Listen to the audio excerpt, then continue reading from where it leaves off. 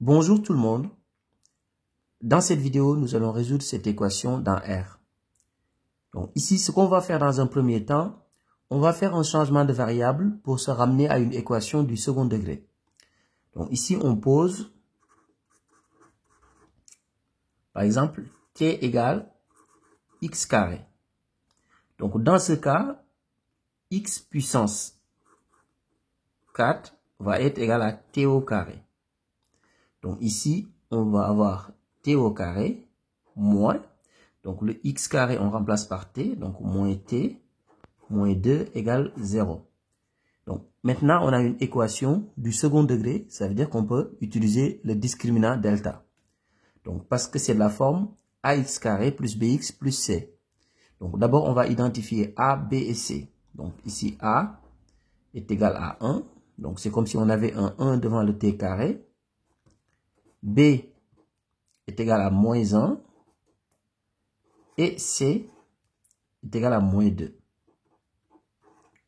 Donc delta est égal à B au carré moins 4AC. Donc ici, B est égal à moins 1. Donc B au carré, c'est moins 1 au carré. Moins 4AC, c'est moins 4 fois A fois C. Donc 4 fois A est égal à 1, fois C est égal à moins 2. Moins 1, le tout au carré, c'est égal à 1. Ici, j'ai un signe moins. Là aussi, j'ai un signe moins. Donc, si je fais la multiplication, je vais avoir un nombre positif. Donc, 4 fois 1 fois 2, c'est égal à 8. Donc, ce qui veut dire que delta est égal à 9. Comme delta est strictement positif, ça veut dire qu'on aura deux solutions. Donc, on peut appeler T1 et T2. Donc, ici, T1, c'est égal à moins b moins racine de delta sur 2a. Je continue ici sur le côté. Donc T1 est égal à, donc moins b. Ici b est égal à moins 1, donc moins b est égal à 1. Moins racine de delta. Delta est égal à 9, donc racine de 9 c'est 3.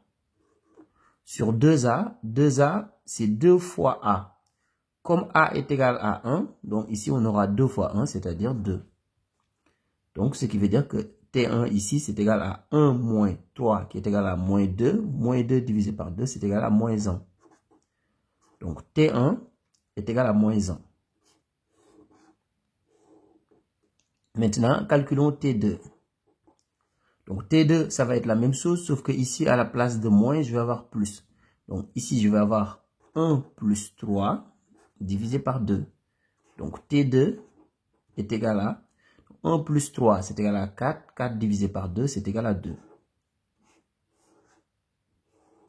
Alors maintenant, revenons à notre changement de variable. On avait dit que t était égal à x carré. Donc on a trouvé ici t1 qui est égal à moins 1. Ça veut dire que x carré égale moins 1.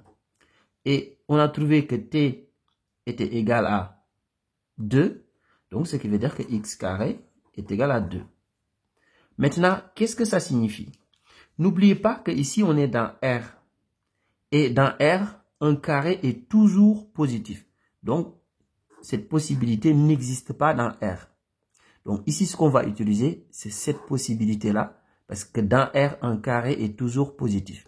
Donc, finalement, on a x carré est égal à 2. Ce qui veut dire qu'il y a deux possibilités. Donc, x est égal à racine de 2 ou x égale moins racine de 2.